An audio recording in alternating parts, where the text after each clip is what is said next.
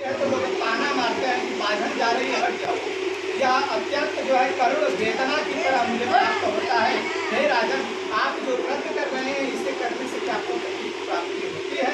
राजा ने कहा अवश्य, अगर सच्चे मन से आप व्रत करेंगे तो पुत्र की प्राप्ति होगी। प्रसाद को घर ले जाकर पत्नी को दिया और संकल्प लिया कि अगर प्रसाद ग्रहण करने से मेरी पत्नी गर्भवती हो जाएगी तो पुत्र होने के बाद मैं व्रत कथा को करूंगा। और प्रसाद के प्रभाव से उनकी पत्नी लीलावती गर्भवती हो गई। 9 महीना पूर्ण होने के बाद सुंदर कन्या को जन्म दी। कन्या के नामकरण करने का समय आया, उसका नामकरण हुआ, कलावती नामकरण किया गया। नामकरण करने के बाद जो है पत्नी ने कहा अपने पति से, हे स्वामी, आपने कहा था कि व्रत कथा करेंगे, अब बेटी हो गई, अब क्यों नहीं करते? कहा देखो, व्रत कथा करने के लिए कहा था, लेकिन जो है मेरे घर में बेटी हुई है, तो बेटी होने के बाद एक तो बेटी हुई, ऊपर से मूल पड़ गया, मूल पूजाई हो गई। अब बेटी हुई तो सौर लिपाई भी होता है, सौर पोताई जो मेहनत होती है वह बहुत ज़्यादा करने दिया। मेरी बहन आएगी जो है लोटा हंडा धनिया गिलास, घर में कुछ बचा होता है नहीं। अब जो है बेटी के विवाह के समय कथा को करेंगे। अब कुछ दिनों के बाद आया तो देखा 12 साल की कन्या हो गई। पहले के समय में 12 साल की लड़कियों का लोग विवाह करते थे। 12 साल की कन्या को देखकर सुंदर वर को ढूंढकर उसके साथ विवाह कर दिया गया। विवाह के बाद पत्नी ने कहा कि आप मेरी पुत्री के विवाह के बाद भी व्रत को क्यों नहीं करते?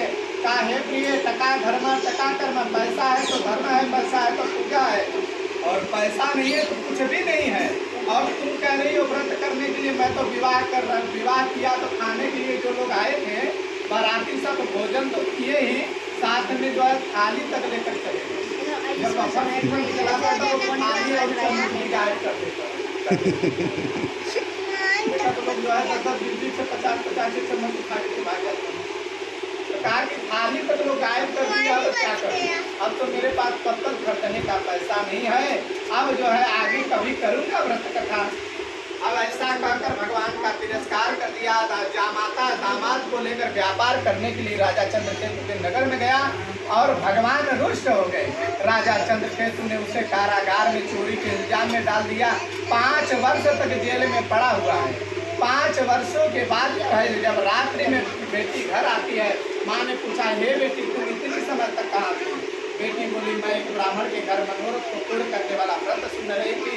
इतना सुन करके प्रातः काल होते ही व्रत करने का संकल्प किया, और व्रत करने का संकल्प करने से व्रत के प्रभाव से कारागार से दोनों को छोड़ दिया गया और दोनों अपने नगर की तरफ चल दिए। या भगवान की महिमा है कि जो भगवान की भक्ति करता है वह बंधन में बंधा भी हो तो बंधन से छूट जाता है, और भगवान का व्रत करने का संकल्प करके न करेगा तो कारागार में भी बंधना पड़ेगा। भगवान कहते जो संकल्प करेगा वह नहीं करेगा, पूजा करने का मनोकामना कर लिया नहीं करेगा तो उसे मैं कई वर्ष तक कारागार में डाल सकता हूँ। अगर वह व्रत कर रहा है, पूजन कर रहा है, अर्चन कर रहा है तो मैं उसे कारागार से भी छुड़ाने का काम मैं करूँगा। भगवान का मारने वाला मैं हूँ, मरने वाला भी मैं हूँ।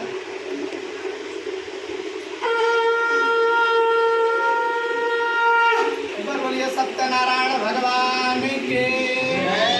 नगर में आने के बाद सर्वप्रथम जब ढिढोरा पीट दिया गया कि साधु बनिया जामात आ चुके हैं, तो तुरंत जो है उनकी पत्नी भगवान का व्रत की, चरणामृत को ग्रहण की और बेटी से बोली, हे बेटी, तुम भी व्रत करके चरणामृत पान करके आना।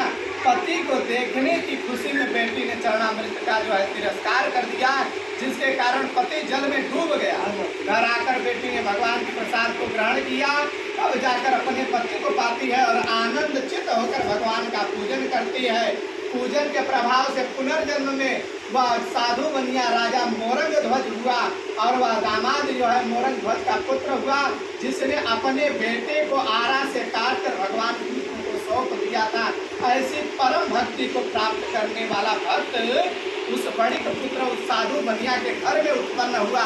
एक बार बोलिए सियावर रामचंद्र की जय।